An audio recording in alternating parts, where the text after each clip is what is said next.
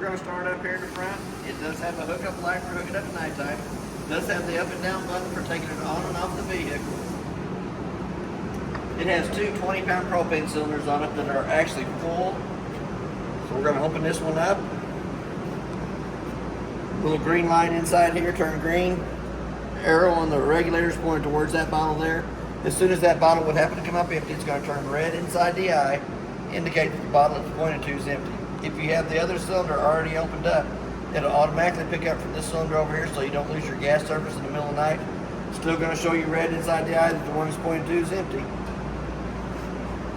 We do have one 12-volt battery on front of the unit, a new 12-volt battery. We have a bungee cord to go underneath the bottle rack to hold the cover in place. But we also have the quick disconnect at the top, so you don't have to take the cover off every time you want to get into a cylinder to open it or close it. There is also a manual way that you can come through the top here and manually crank that jack up or down. For any reason it won't work off the switch, there is a manual way to crank that jack. It also has a 7-way holder on the side that keeps your 7-way and your chains up off the ground so they don't corrode. So as we start down the outdoor side, we have the two handles, the slotted for the stabilizer jacks, and then we have the 3/4 inch socket back here in the back that does the tongue jack and the slide grip. You take the 4 screws out of this panel here, accesses you into the water pump. It has a single valve bypass on it that is in the normal operating position, so that when you get ready to winterize it, all you have to do is turn that one white valve sideways, which sticks the jug, the hose down the jug, and suck the antifreeze from that jug through the whole system of the unit. We also have a battery disconnect that if you're not going to use the unit for a long period of time, you can turn the battery disconnect off and it will save all the 12 volts that's in the battery for the next time you come to the unit. It also has a solar panel charger on it. It does have solar panels up on top that will charge the battery as long as that battery disconnects in the on position. So we're going to slide right past that. On the off-door side of our jack stabilizer jacks is where you'll make that connection to manually crank those jacks up or down. If for any reason it won't work off the switch. Then we got our city water connect, and then we have a fresh tank fill at the top of that. We also have our fresh tank drain, little black knob down there at the bottom for draining the fresh tank. We got a galley tank, which is actually marked gray tank 2 on the monitor panel. It is the kitchen sink water only. Lug nuts on the trailer have been torqued to 100 foot-pounds. That's what's recommended on the side. Tires are air to pressure, which is 65 pounds on the side of these tires cold. We have a black tank flush up here at the top, so that when you're done dumping your holding tanks, you can hook a water hose and regulator up to that black tank flush. Turn water pressure onto it. It has a little aerator, spins around on the inside of the black tank, cleans more of the toilet paper debris out of the inside of it. Right down below that, we do have an outside shower that gives you hot and cold run of water through the blue hose. We also have a car cable hookup at the top and a satellite hookup. We also have another hookup light for hooking up at nighttime. Green light indicates that we have 110 power coming through the cord. It does have another solar panel hookup out here on the outside. When we go to our valves down below, the 3-inch valve in the front is the black tank. The 2-inch gray valve in the back is the galley tank, or not galley tank, it is actually the gray tank, which is your bathroom shower and sink water. The power cord's about 45 foot long.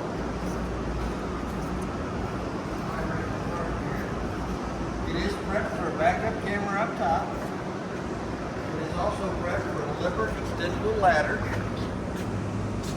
And it also has a spare tire on the back that's been aired up to pressure, but it's not been torqued, it's been put on through a wrench. We also have our 2 low water drain points. The 2 low water drain points are used for winterizing and dewinterizing of the unit. The blue is the cold side of the water system, the red is the hot side of the water system. As we start down the door side, our first connection is the stabilizer jacks. So we're going to lift them up a little bit. When you're extending them down, one of them will come down that hits the ground, then the other one does. When they both hit the ground, just put a little pressure on them, kind of give them a little bump there. It does have a pretty good sized outside compartment. It does have a magnet for holding it up. In the back compartment, there is also a 110 outlet and a light. Put a lot of storage in that. That is big. That is underneath the bunks too. So we're going to slide right past the front door for a minute. You can bring the TV to the outside, put it on this connection, hook to this coax cable, which is for a part cable or antenna. And it does have a 110 outlet to plug it into. It does have a stove vent. For the stove vent to work properly, the two little tabs have to be lifted up, allows that flapper to flap. But when you're in travel, you want to make sure they're pushed back down in place. Our outside of our furnace is next. It's going to suck cold air in the top, hot air out the bottom. I always suggest putting the mud diver screen over the outside of the furnace, because once it's been lit on propane, the mud divers love that smell. They go right to that. They build a little dirt nest on the inside, and it cuts your airflow going to your furnace so that the furnace doesn't cycle properly. The hole and the skirting on this side over here is for the manual crank on the slide room to run the slide room in and out. Then we got a two-way hot water heater. It is an electric switch in the lower left-hand corner on the outside, and it has a gas switch on the monitor panel on the inside. But before you turn on either source of heat, you're going to want to pop the pop-off valve to make sure it has water coming out of it before you turn on electric or gas, either way. It also has a drain plug down the bottom that is also called an anode rod. And an anode rod actually draws all the impurities to that rod, eats that rod up, instead of eating up the inside of the tank. Anytime the steel rod in the center showing, it's time to replace it.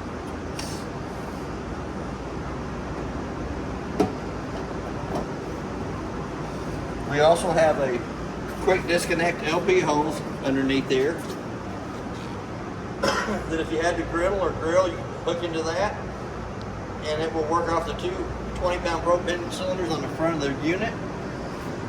Our second electric jack switch up here in the front for two stabilizer jacks in the front. We're going to come back up. We do have one more 110 outlet on the outside compartment out here. And then we have a little light switch that actually turns the blue LED lights on the front of the unit, and one right here by the steps. And then turns the blue LED light on the front of the unit on. And I'm going to leave them on because I want you to see it through the steps. It does light up the name.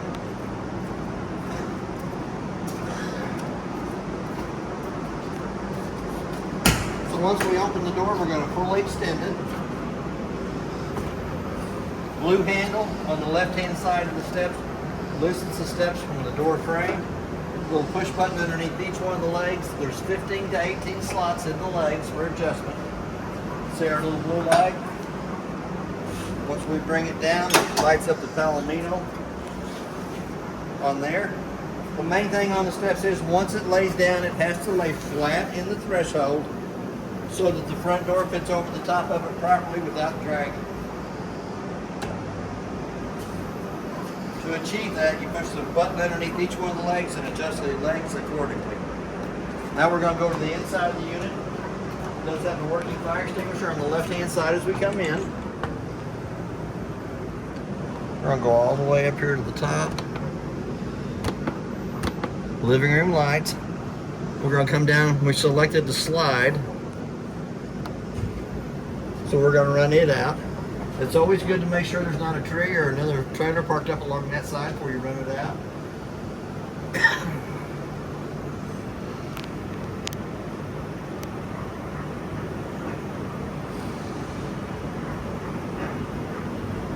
We had it out earlier, so we know there wasn't nothing over there. So we're going to go ahead and come on in. We're going to go to that select button. We're going to bring it down to the awning. Then we're going to extend the awning out.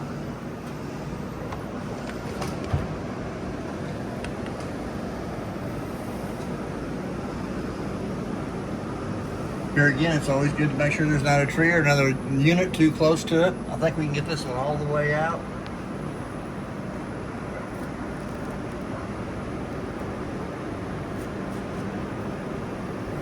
There's our skirting starting to hang down. Then we're going to come back up, and we do have a set of awning lights.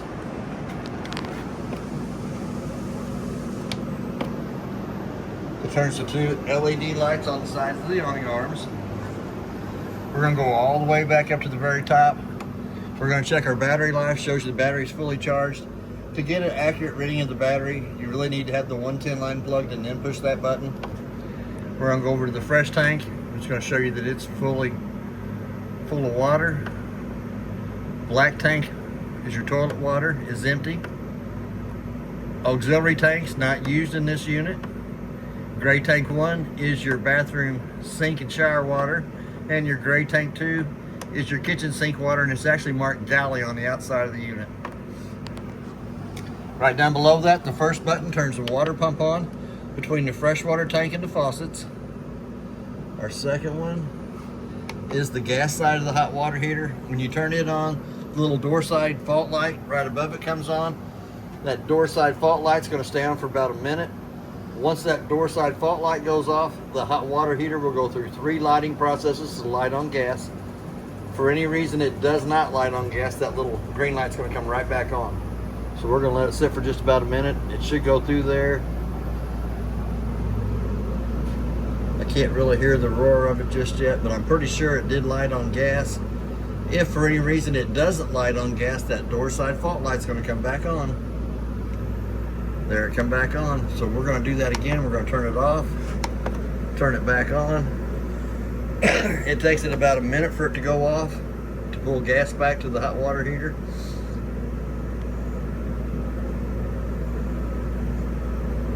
Here again, once the green light goes off, it will go through 3 lighting processes to light on gas. For any reason it does not light on gas, that little green light's going to come back on.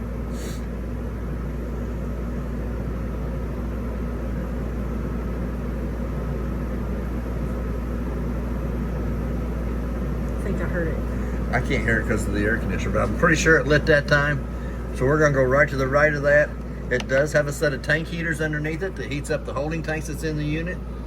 The switch down below that, the first one on the left hand side is the living room lights. Our second one is the awning lights. It has a second awning light on here too, but does not work because it doesn't have the second awning on it. But when you come down to select your slide room 1 and your awning, you hit the select button on that till you get to whatever portion you want to run, and then you run it with the 2 switches on the right hand side. So here again, that's basically everything on the hot water heater. Our light never come back on, so I'm pretty sure that hot water heater lit on gas. So I'm gonna turn it back off. I'm gonna turn the tank heaters back off. It does have a ladder for going up in the bunk room to the top bunk. It's on there. Little guys can climb the ladder to get up to the top. Each one of the bunks has its own individual light. Each one has its own individual 110 outlet and USB port. Same way with your bottom. Here again, you can also lift the mattress up on the bottom and slide it back. You can pull the bottom board forward, throw it up on top. Gives you more room in the storage. Does have another 110 outlet and light down behind there.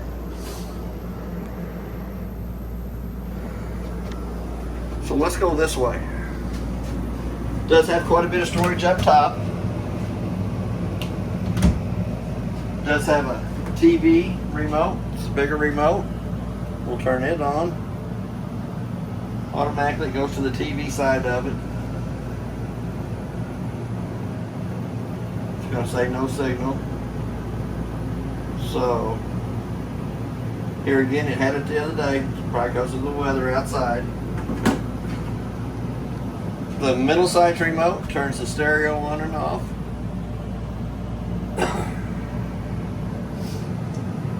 It has zones 1 and 2. Zone 1 is inside. Zone 2 is inside too because it doesn't have outside speakers. It also has the third remote that turns the fireplace on. You can change the color of the flames. You can dial the temperature up and down. And you can set it for a half hour up to 9 hours for however long you want the fireplace to work. So we're going to turn it back up. We don't need that today. Yeah, it's a little warm for the fireplace. Yep. And it does have a USB port off to the right hand side. It also has another USB port on the stereo. And it is also a hidden room. So we can open that up. It gives you 4 big shelves on the inside. Holy cow. It does give you another 110 outlet up at the top. It is Wi-Fi prepped. It does have a 2-way light on it. It's either motion sensor or on 24/7. We got it on the motion sensor side. It does have metal plates on the back of the door. It does have magnets on the wall to hold it in place. Slide right back in. We're going to come up to the microwave. The only thing I can tell you about the microwave is I did warm my lunch up in it today, so we're going to reset the time on it. We're going to hit the clock button. Let's say it's 2:30. Hit the clock button again till the 2 center eyes is flashing. The only reason I set the time on the microwave is if I leave the unit for any period of time, if I come back to it and it doesn't have the proper time, that means to me that it's lost 110 power coming to it. So I always go to my refrigerator and actually check it to make sure I didn't lose my food service. That's the only reason I set the time on the microwave. We do have a light for the stove top and a fan. For that fan to work properly, the 2 tabs on the outside have to be lifted up, which allows that flapper to flap. It also has a cutting board in the back. There's also your sink cover. Gives you more countertop space. But it also can come up here and hang on the wall and gives you like a black splash for while you're cooking on the stove top. So we're going to lift that glass stove top up 2 times up out of the way. We're going to come back to where we're going to turn them on. Going to turn it up to where it has the little flame on it. Anytime the valve has gas coming through it, it'll turn red instead of being blue.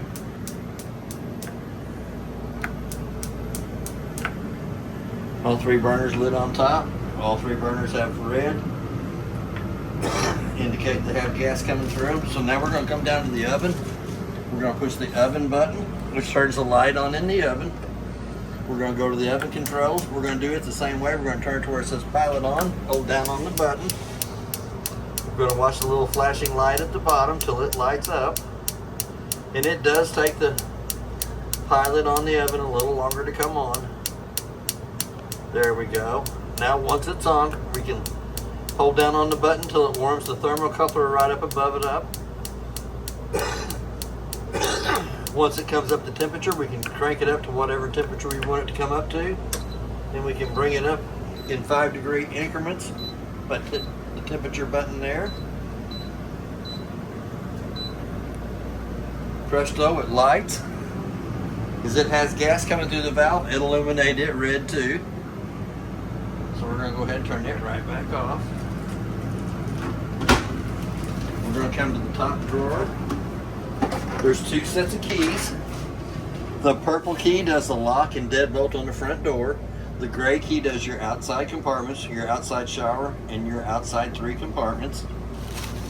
All the paperwork is in the black bag here. And then this is the most important piece of paper in the whole unit. It is the Palomino RV appliance information sheet. It tells you who manufactured the appliance and the model and serial number of all the appliances that's in the unit. So we're going to slide it right back down in there. A lot of good reading in that black bag of the appliances. 2 sets of keys. Got 2 more drawers down below it. Quite a bit of storage. We also have a hidden panel down here to the right hand side that has 3 screws holding it on, 1 at the top and 2 at the bottom. But if you access into that, you access into the back of the hot water heater. On the hot water heater, there's 2 white valves, 1 at the bottom for the cold water going in, 1 white valve at the top for the hot water coming out. Both valves are pointed towards the hot water heater. When you get ready to winterize, you'll drain the hot water heater. You'll turn them valves sideways, which makes a loop at the back of the hot water heater so that you don't have to fill the hot water heater with antifreeze. But those 3 screws have to come out of that panel there to access into the back of it. There's 2 lights above the kitchen sink. Little push button in the center, turns them on. We also have a 110 outlet that is GFCI protected to the right of the kitchen sink. We also have our hot water on the left side, cold water on the right side, and you have to pull back on the handle for that to have water coming through it. We're going to come up to the thermostat. We're going to go ahead and turn it off real quick. When you hit the mode button, it brings you to the fan speed. You can change the fan speed from high to low. You always run it in high in the auto position. Come down to where you see the little snowflake. You'll dial your temperature down for it. If you hit that mode button one more time, it brings you over to the furnace side of it. Hit that mode button one more time, it brings you off to the off. So we're going to go right back up to where the cool section is. Because you don't need any heat today. Not heat today, but you do have the brown vents on the cabinets that brings heat into the coach area. The round vents in the ceiling bring the AC into the rooms. We're going to go right past that to the light switch on the wall in the master bedroom. We have the second thermostat up on the wall for the AC in the master bedroom. And it works the same as the other one, except no heat? Except for no heat. We're going to go off. We're going to turn it on. Our fan speed's low and high. Hit that mode button one more time until you see the little snowflake, or hit that mode button one more time and it goes straight to off. It does not go to furnace. So here again, we're going to turn that right back on. We do have a 110 outlet on either side of the master bed and a USB port on either side of the master bed. We have a light switch under the wall that turns our decorated lighting at the top on. We have a little light below there for reading, a little push button in the center of those. We do have a little cubby hole on both sides, gives you quite a bit of storage down inside of there. Hide your snacks. Hide your snacks. It also has a little closet space on both sides. Then your own personal drawer down below that.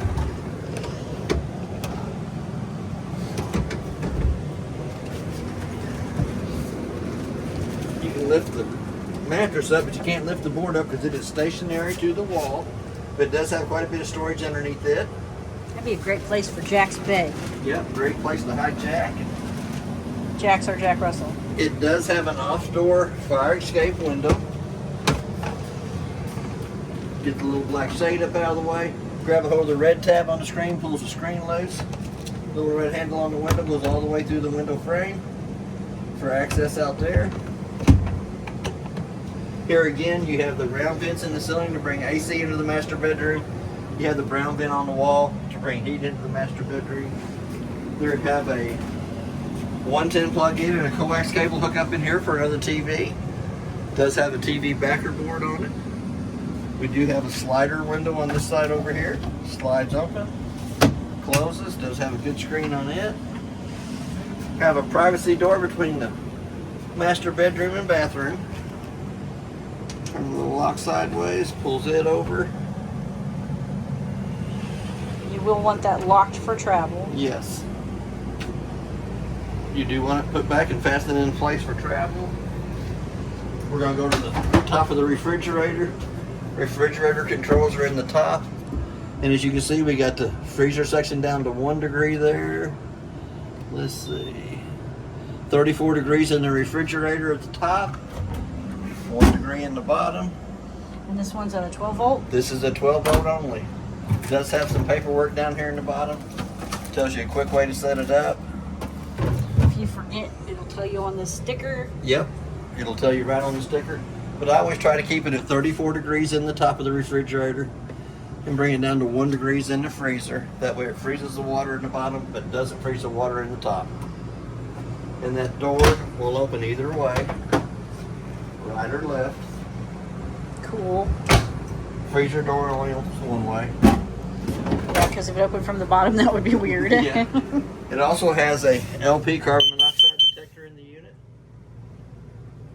It's going to make that noise one more time. That'll get your attention. Definitely gets your attention. Does have a little push button on the light above the kitchen table. Does have a USB port to the right side of the table. And it also has a 110 outlet underneath the table. Tabletop comes off the 2 pedestals, goes down between the 2 benches. 2 back cushions come across the top of the table to make a smaller bed here. It does have a working smoke detector. It's going to make that same annoying little sound. See, I told you. It does have a pretty good sized pantry off on the right hand side. It does have another brown vent that brings heat into the living room kitchen area. Here again, we're going to go into the master bathroom. It does have a light switch on the left hand side of the wall as we come in. It does have a vent in the ceiling, T-handle, grab a hold of it, up in there. Little black button turns the fan on for pulling the moisture out. We do have an air conditioner vent that brings AC into the bathroom area. We have a brown vent on the wall that brings heat into the bathroom area. Pretty good sized cabinet space down below the sink. Yeah. Pretty good sized medicine cabinet, 2 shelves above it. It does have another 110 outlet that is also GFCI protected. Hot water on the left side, cold water on the right. Has a single foot flush on the toilet. Push halfway down, fills with water.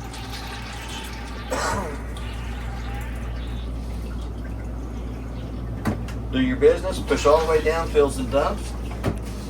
Pretty good sized cabinet space to the left hand side of the toilet. Extra wash rags and towels. Here again in the shower, we have our hot water on the left side, our cold water's on the right side. It does have a plug in the bottom of the shower. Good use for little kids, for infants, for washing them. Does have a window in here too. Slow rising shades. Slow rising shades. Does have a slider window. We'll cover that window back up.